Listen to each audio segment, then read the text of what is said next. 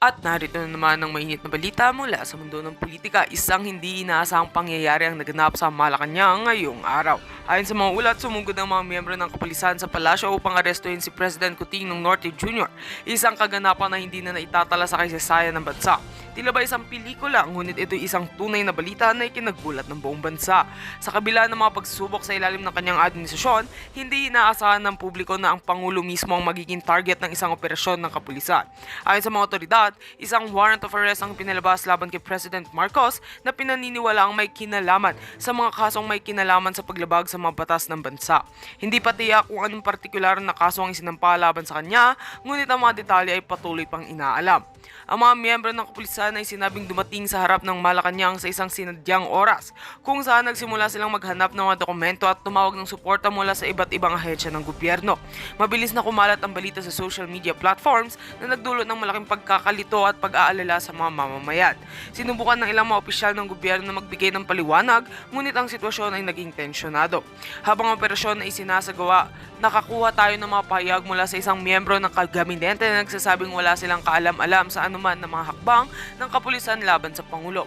Ayon sa kanila, ang hakbang na ito ay isang hakbang na labag sa mga nakasaysayang protokol at nagdududa sila sa mga motibo ng operasyon.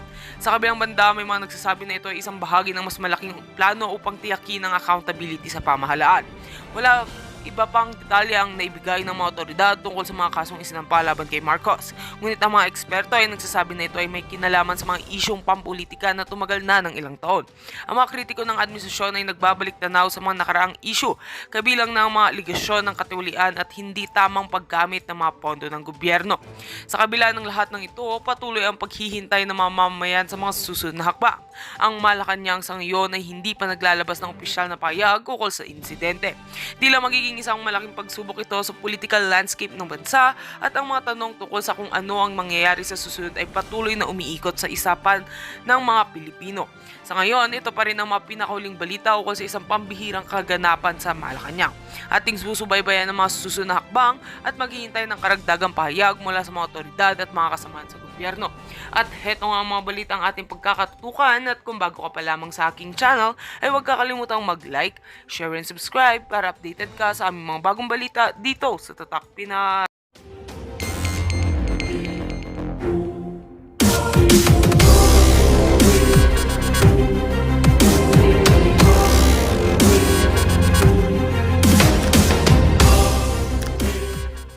Nagpatuloy pa rin siya sa pag-ooperate. At ang mga information na kuha ko, itong Pogo meron siyang seating capacity of more than 1,000 agents o 1,000 na trabahador. Pero nahuli lang 140 plus because apparently nung nag-file ng search warrant ang PAOK, meron nag-tip dito sa mga operator. So, ang kutob po dito, hindi lang enforcement agency, pati judiciary, meron na silang mga tao. Dahil kung mapapansin natin itong mga last few warrant of arrest na nangyari, puro sa Bulacan courts eh. No? So siguro alam nila na dito na naman pupunta, nagkaroon na sila ng mga mata at tenga doon sa korte at nalaman na nila. No? So again, marunong rin gumalaw itong mga ito para magkaroon ng mga galamay. At ito yung isang ebidensya na meron na silang mga tao sa mga lugar na magbibigay ng tips sa kanila. Okay, Mav. Dito po sa executive session, nagkaroon po ba ng ilaw kung saan nanggaling yung malaking pera ni Mayor Alice o given na yung source of income ako ay kapatid? Napakaganda yan, Mav. Dito ako na didismaya sa AMLAC, no, sa Anti-Money Laundering Council dahil wala silang sagot kahapon. At in fact, I expressed my disappointment to the AMLAC dahil trabaho nila mahanap itong source ng money laundering. Trabaho rin nila na malaman sino itong mga money launderers. Trabaho nila malaman kung paano nakapasok dito, sino nakatanggap at sino nagbayad. Ngayon, parang bula no? Hindi mahanap yung contractor, hindi mahanap kung anong bangko ang ginamit, hindi mahanap kung sino tumanggap ng pera. Kasi yung perang dadating dito dapat may tatanggap para magbayad. Hindi nila alam rin yun. At ang sagot sa amin kahapon, pending pa yung investigation. Pero nangyari na ito eh. Itong Baofulan was constructed in 2019. Tagal na, ilang taon na. 2024 na ngayon, yung perang 6.1 billion, tuloy-tuloy na pumapasok dito yan, pero hindi nila na-detect. No, kaya I'm quite disappointed with AMLAC na hindi nila na-detect. At even kahapon, wala silang sagot. That's why, nasabi nga ni Chairperson Risa Hontiveros na magkakaroon kami ng special session with With the AMLAC. Kasi nga wala silang sagot sa amin kahapon. At ito we need to focus because nag-expand na naman yung criminal activities nitong Pogo into money laundering. Kung makikita natin yung trend, dati human trafficking, tapos nagkaroon ng mga yung prostitution. Ngayon meron ng element of money laundering. No? So, dapat mapag-aralan natin mabuti yan at kung saan ba yung butas na dapat nating takpan para hindi pumasok dito yung mga illegal na pera. Possible na kaya walang Naman.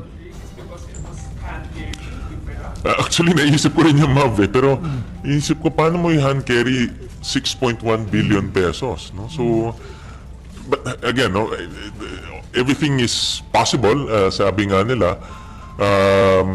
Kasi like for example, bigyan kita ng halimbawa, 2 linggo na namin hinahanap yung contractor ng nagpagawa nung Banban Pogo Hub.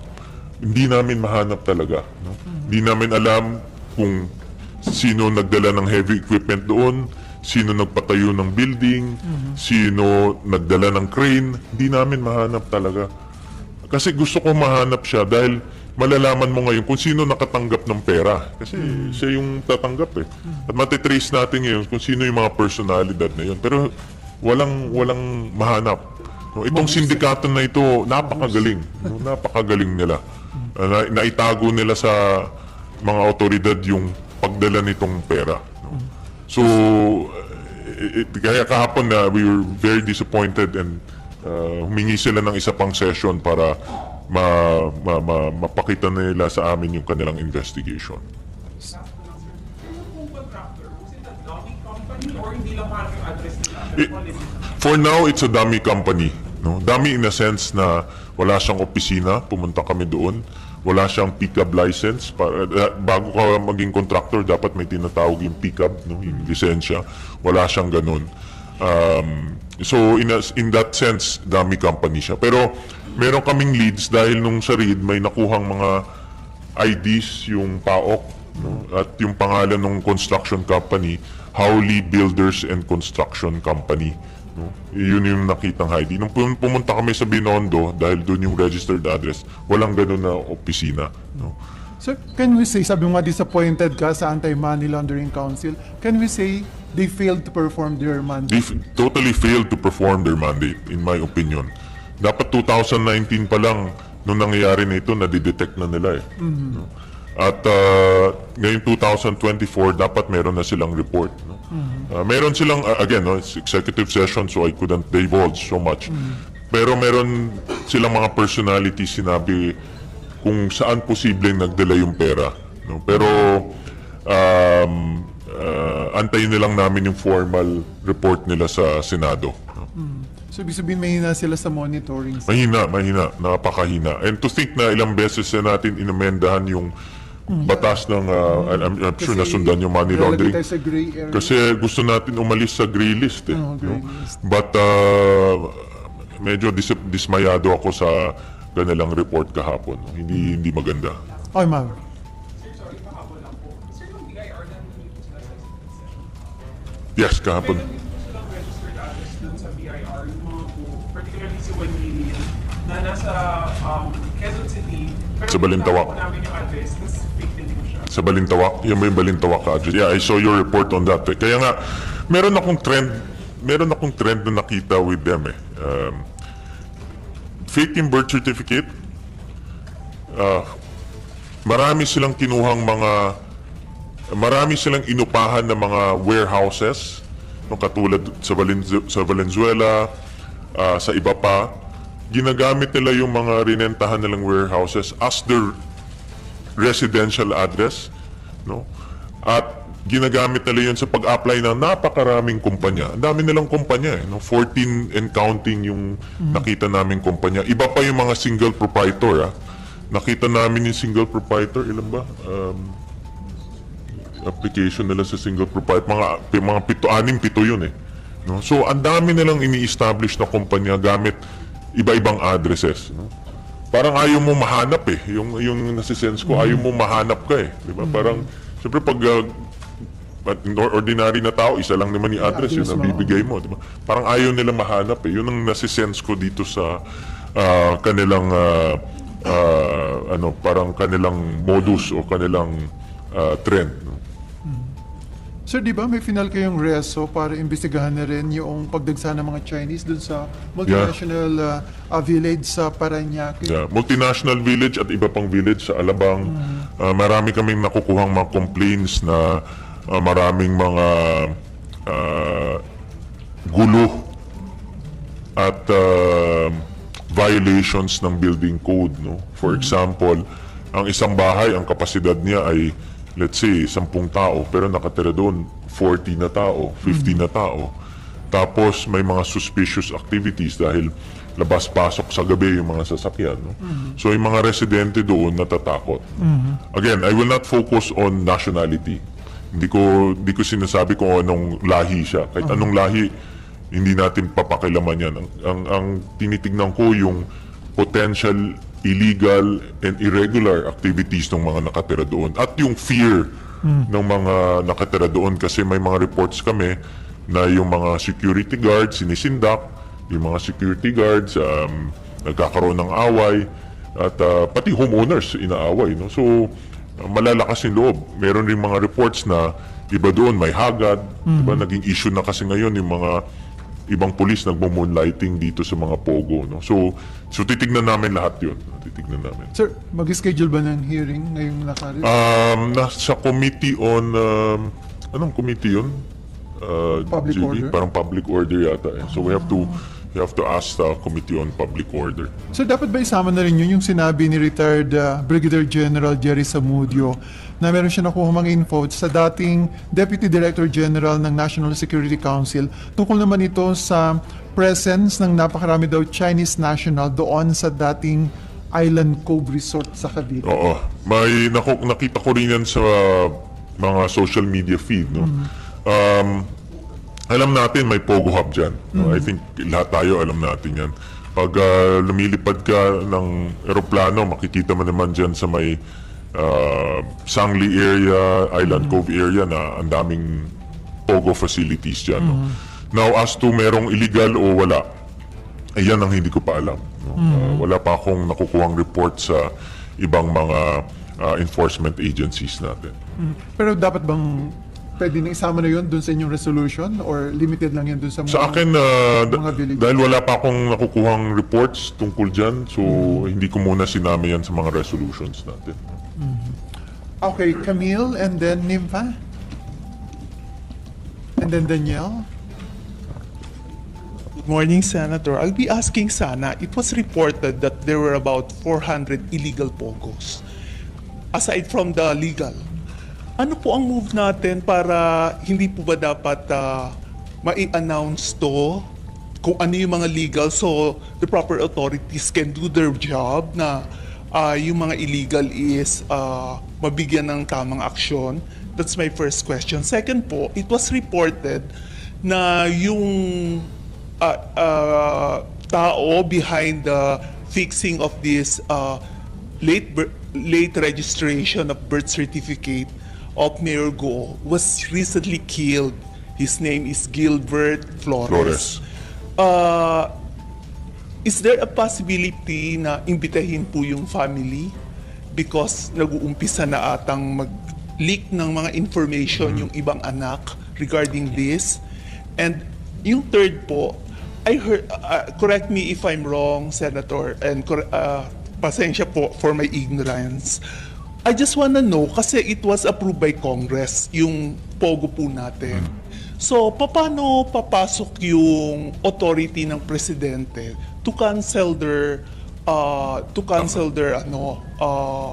yung kanilang what they call this authority na mag-operate since it was approved by Congress? Ano po ang move natin dito? Yeah, that's a very good question. No? Parang bigyan ko ng context. yung batas na yan na-approve in 2019, no? More or less. If my memory serves me right, no? About 2019.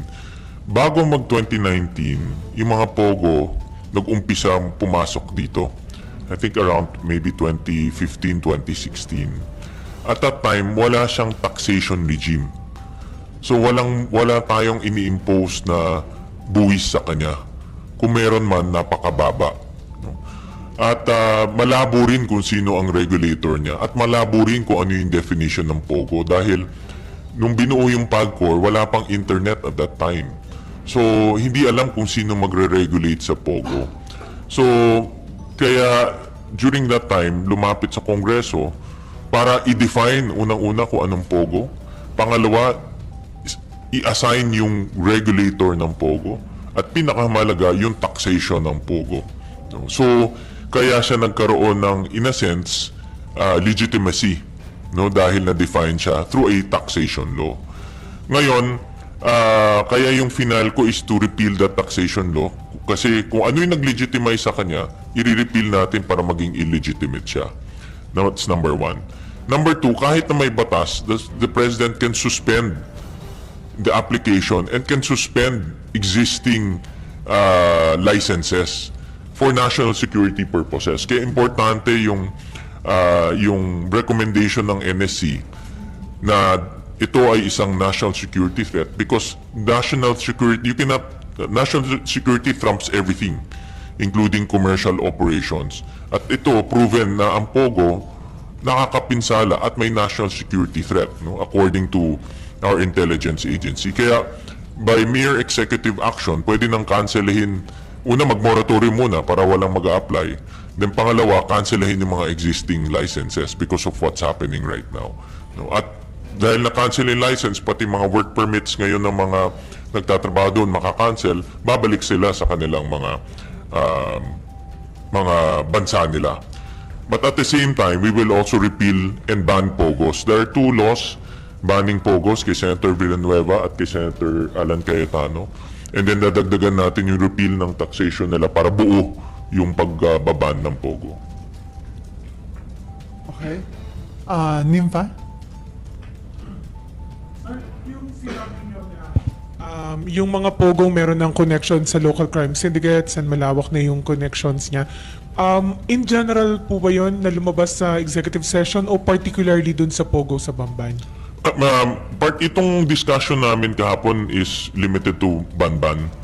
Pero sinabi rin ng ating mga intelligence agency na yung Banban maliit lang to kumpara sa buong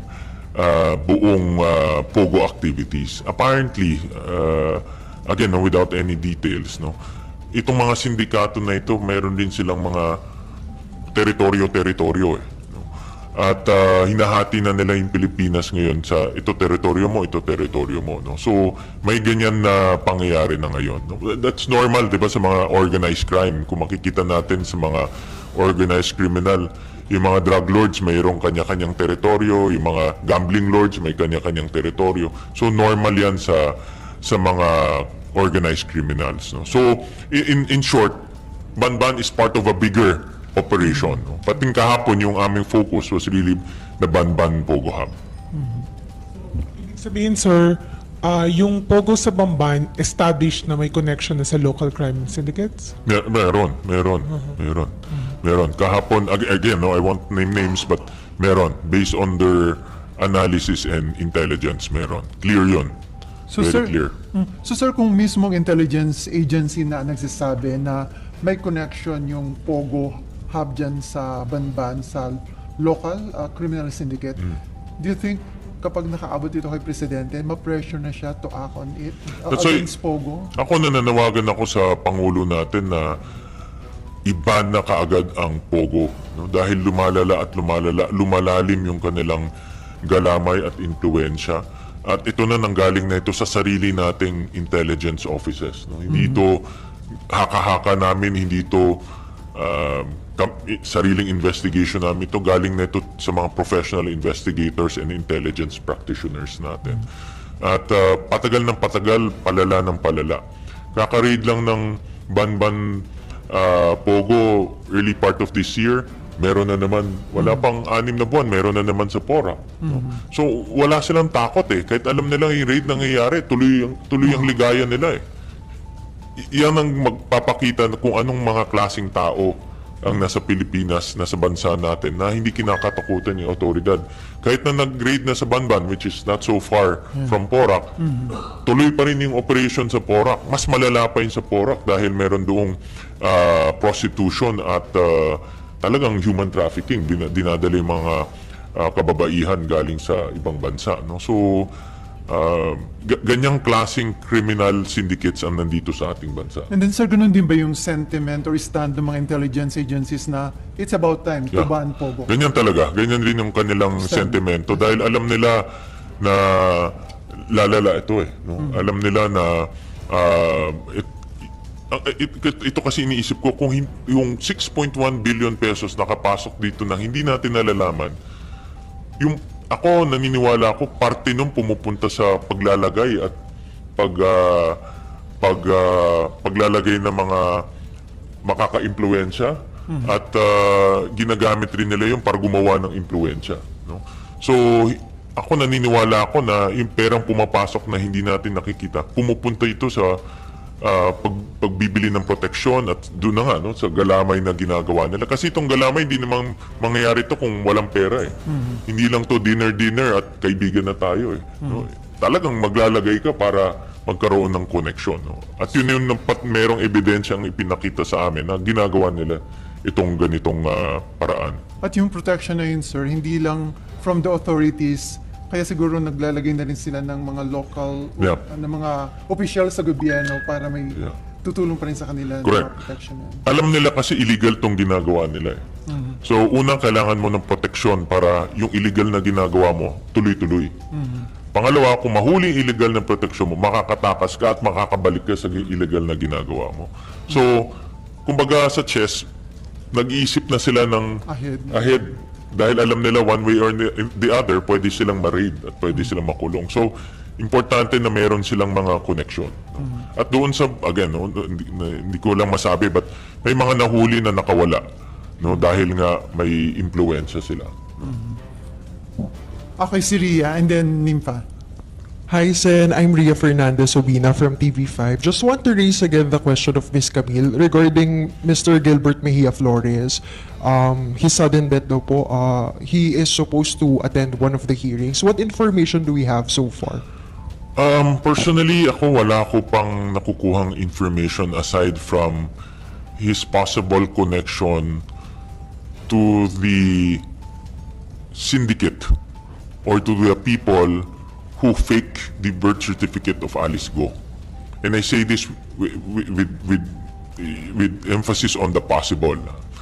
That is the initial information that we got, na possible connected siya dito sa sindikato o sa mga taong gumawa ng illegal na birth certificate ni Alice Go. Yun ang initial information namin. Kasi it's so coincidental eh.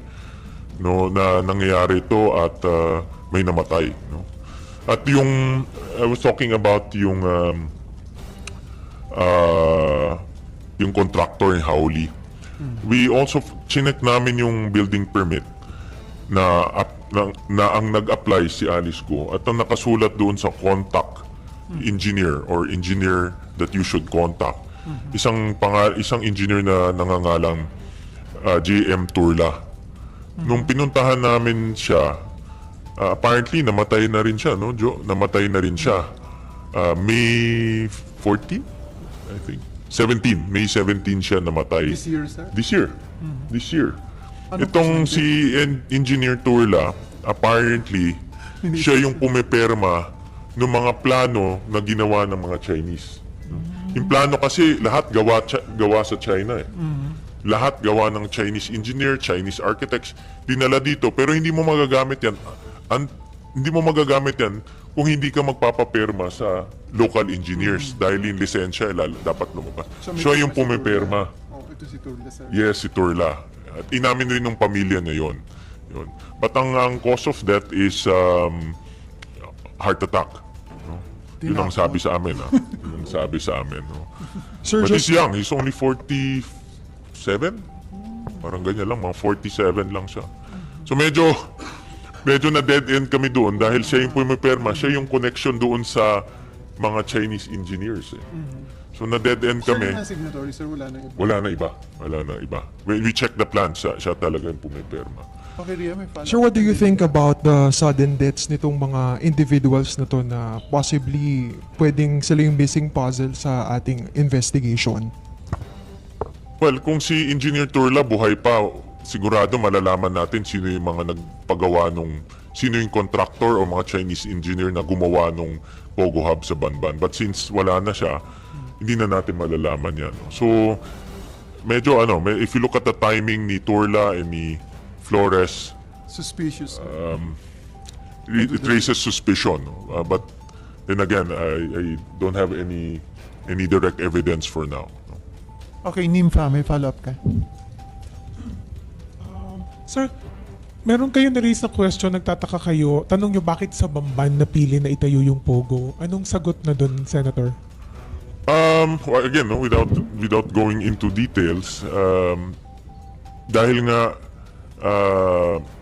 si Mayor Alice Go is the one opened the doors for this criminal syndicate to come in. Naging enabler siya, no? Sa laki ng Pilipinas, bakit sa Bamban, no? And the only common link between the criminal syndicates and Banban is Alice Go, no? So, nasa gitna siya.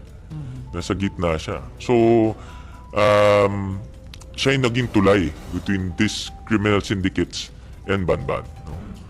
No? Meron ba, sir, peculiar dun sa location? Like yung, di ba yung sinasabi na may Pogo sa Island Cove, na malapit sa Sangley Point? Meron bang particular din na ganong parang coincidence or anything suspicious? Bakit sa Bamban? Wala namang lumabas na ganun yet, no? From a national security angle, wala pa naman lumalabas. But that's a very good question. It raises suspicion rin. Bakit sa Bamban? Bakit hindi sa Tarlac City or sa San Fernando o sa Angeles? Sabi nga ni Alice na yung mga condo yung nagpatayo sila ng mga condominiums. No? May condominiums, may 8-story condominiums doon, 3 building. Nung tinignan namin yung local economy nila, it's primarily agriculture. Mga magsasaka yung mga nandun. Ewan ko kung yung mga magsasaka bibili ng mga condominium. Diba? Alangan yung magsasaka, meron naman silang bahay, bakit sila magko-condominium, diba? Or baka doon Ang importante, sino yung merkado mo? Sino yung bibili ng produkto mo? baka yung mga manggagawa doon sa Pogo. Obviously, yun na talaga ang target nila. No? Hindi yung mga local. It's a self-contained community. Pero yung bang location, sir? Medyo tago? Hindi naman. Yung condominium? Hindi nung... Yung bang yung sa- Pogo? Oo, Kasi yung Pogo, sir, Las Piñas and Pasay, nasa city eh. Secluded, Di ba? Oo, ganun. Kasi ito ang design niya is self-contained. May shopping mall, mayroong condominium, may swimming pool. Hindi, pag nandun ka, wala nang labasan yun. Wala ka nang labasan. Yun yung modus ng mga Pogo. Pag nandun ka, wala nang labasan. No? Kay Mayor Alice Guo lang ba? O meron pang mas mataas sa kanya?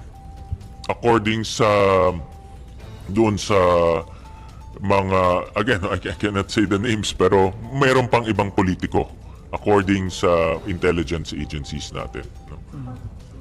Pero LGU, Without, Iba-iba. Pero may politiko. That's as far as I can politiko say. protecting her or part of the system? Part of it. Part of that Pogo Hub. Part of it, Enabler Pogo Hub. din, sir?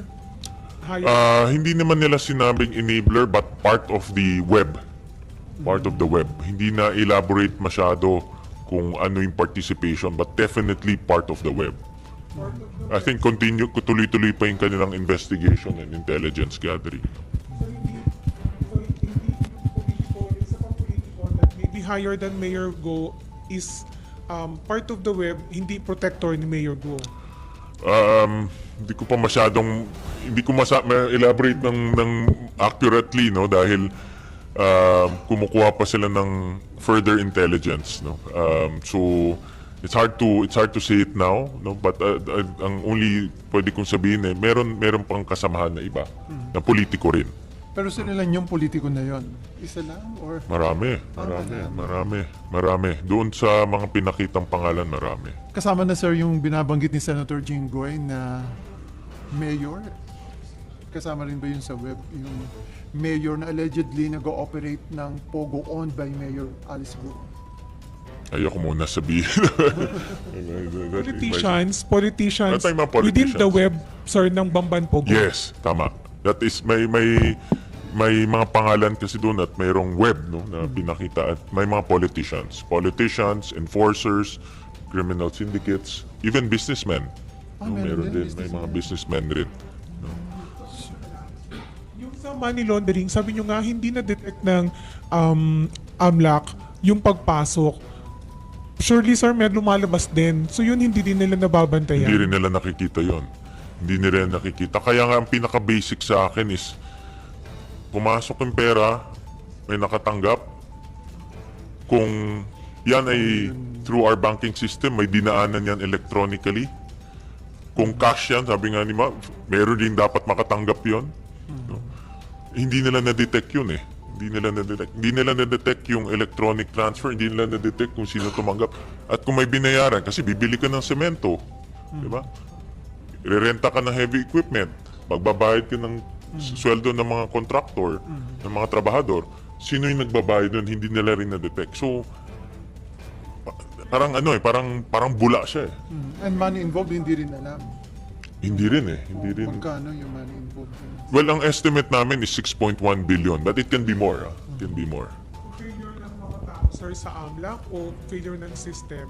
Ako failure ng AMLAC eh, no? Because yung kanilang process, no? They have to look at their process. In fact, may mga suggestion, well, of course, mayroon silang legislative suggestion, no? Kung paano ma-improve. But the mere fact na wala silang ma-explain kahapon, natatakot ako dahil yung perang yun, baka pumunta sa mga ibang personalidad. Hindi natin alam. So sir, di ba ilang beses na amend ang anti-money Yes. laundering law. So ngayon may suggestion ulit sila na Meron amendments? mayroon legislative suggestion sila to strengthen yung kanilang monitoring. No, may mga suggestions silang ibinigay kahapon. Kasi nga, sabi ko, I'm very disappointed and sabi nga nila may mga gaps na gusto nilang i-ayusin. Okay, from business world, Sir, more on the economic side, how should the Philippines diversify its trade options away from China amid maritime tensions and delayed assistance deals? Actually, we're already diversified. I think what we should be diversifying further is the case of our OFWs in Macau, Hong Kong, and Greater China. No? Estimate, I think, ang mga OFWs natin in Macau, Hong Kong, Greater China is about 500,000, mga 500,000+. More or less. And we need to think about them also. No? If things escalate, we have to think about their welfare. But in terms of exports, we're not exporting so much. In fact, we're importing more from China. Yun kailangan natin mapag-aralan because yung mga in-import natin, aside from yung mga consumer goods na nakikita natin, there's also intermediary goods. Ibig sabihin, yung in-import natin pumapasok sa semiconductor o pumapasok sa ibang produkto na in-export natin. So in that sense, we need to look at yung supply chains kasi kung magkaroon ng problema sa supply chain, wala tayong ma-export. Sir, just to follow up, do you see tensions between China and the Philippines leading to harsher conditions for Chinese-owned businesses in the country or Filipino-owned businesses in China? First of all, investments, FDI from China has gone into all-time low. No? Mababa yung nakukuha natin sa kanila. For obvious reasons, no? Because of the geopolitical issues. Existing Chinese companies, from the top of my head, is very few. No? Hindi naman ganun karami. So, I don't think it's kumbaga a heavy repercussion in terms of Chinese corporation operating here. No? Kasi konti lang naman yan. Maraming mga Chinese nag-operate dito, yung mga buy and sell, no? Which is not so capital intensive. okay. Sir, tungkol other issue na tayo, no more about Pogo? About Pogo pa rin? Okay. Just two questions. Balikan lang po natin si Flores, sir. Just to confirm, Flores was the local civil registrar of Bamban po. One of the employees of the local civil registrar. Alright. No, Was hindi siya he yung supposed to local civil- attend the hearing? I believe the local civil registrar of Tarlac attended last time, but not Flores. No? I can't remember the name, yung local civil. I understand that si Flores is an employee of the local civil registrar. Alright. So, sir, now that the ombudsman has suspended Mayor Go, and dun sa executive session, as mentioned by UN Senator Risa Ontiveros, mas na-solidify yung opinion yung mga senators about the nationality of Mayor Go and her possible ties with Pogo. Sa NPC po, sir, ano po ang parang direction natin, sir? Are we going to... What's the next step for Mayor Go as the member of NPC? Well, yesterday I talked to Senator Legarda and we shared the same sentiment to expel her. Me and Senator Legarda are members of the NPC, and we shared the same sentiment that she's a bad example to our present members and also to our future members. In fact, I talked to the president of our party, si Congressman Jack Duabit, about this issue. No? So they're gonna pag-uusapan namin to as later on when we convene the leadership meeting. Magkasama kami ni Senator Lawrence sa Council of Elders. And then pag-uusapan namin doon to. Kailan How sir is going- mag-decide? We're targeting hopefully in the next few weeks magko-convene kami because of this issue. How is the expulsion process going to be with NPC? Well, first we have to, a member can present their case. Of course, we have to also present our evidence, and the Council of Elders will look at this and pag-uusapan namin to. We will try to get a consensus on how to move forward. So that's, in a simple form, that's the process of how we will approach this. Pero do you think may enough grounds na, sir, para expel si Mayor? Ang idea ko is, since ongoing itong investigation ng Senate, we will use our findings here in the Senate, especially when the committee report comes out, as the basis. So, yung meeting can be a preliminary step to gather evidence, to talk about the violations, and then as we go along with the Senate hearing, and when the committee report comes out, yun ang gagamitin naming basehan as grounds to expel her. Meron pa? Pero sir, the mere fact na kung ma-establish nga yung kanyang connection sa Pogo, sa criminal activities like money laundering, more than enough grounds Yes, yun. yes, more than enough grounds yun. Ang aming basic principle, you're a public servant, dapat may integridad ka, dapat tapat ka sa trabaho mo, at maganda kang hemplo sa mga membro natin. So those are the basic principles of NPC. Obviously, in this particular case, iba yung nangyari. No? And we want to maintain the integrity of the party. That's why I suggested that we should expel her. No? And I suggested also that to use the ongoing proceedings and eventually the committee report as the basis to expel her. Sir, matagal na ba siyang member ng NPC? Yeah, bago lang. When she ran, independent siya eh. Ang kandidato namin doon natalo eh. Independent siya. Nung nanalo siya, lumipat siya sa NPC. Anyway, no more about Pogo. Okay, sir, si Presidente in-approve niya yung lowering ng tariff rates sa importation ng bigas. Sinasabi ng PSA, bababa na about 6 to 7% ang presyo ng kada kilo ng bigas. Do you think so dun sa ginawang pag-lower from 35 to 15%? Oo. Ang initial thoughts ko dyan, short term, maganda yan para mabababa natin ang presyo ng bigas. No? Ang inflation natin, tumaas ulit siya this last month. Mas mabagal pero tumaas pa rin. No? At isa pa rin sa mga hinaing ng tao yung mataas ng presyo ng bigas. No? So itong pag-lower down ng taripa, ng pagbaba ng taripa, makakatulong yan sa pagbaba ng presyo ng bigas. Pero ang masasaktan dyan mga farmers natin. So importante na yung 4 million farmers natin mabigyan ng direct subsidies at direct ayuda. No, dahil in the short term, dahil sa pagbaba ng presyo ng bigas, hindi nila mabibenta na mas mataas yung kanilang mga bigas. Kaya dapat matulungan rin natin sila. No, so hindi pwedeng one-sided action lang. Importante na yung farmers natin, more or less mga nasa 4 million, matulungan sila. So wala na ba ibang options, sir, to lower the price? Well, productivity is one, no? But long term yan eh. For now kasi ang presyo ng bigas not only sa atin no, but sa ibang mundo rin tumataas dahil hindi lang naman sa atin mainit at may El Nino sa iba rin. Kaya tumataas ang presyo ng bigas. No? Kumbaga nag-aagawan yung mga bansa sa bigas at tumataas yung presyo. Dahil sa pagtaas ng presyo, kailangan nating rumisponde in the short term at yung pagresponde natin, ito yung pagbaba ng taripa.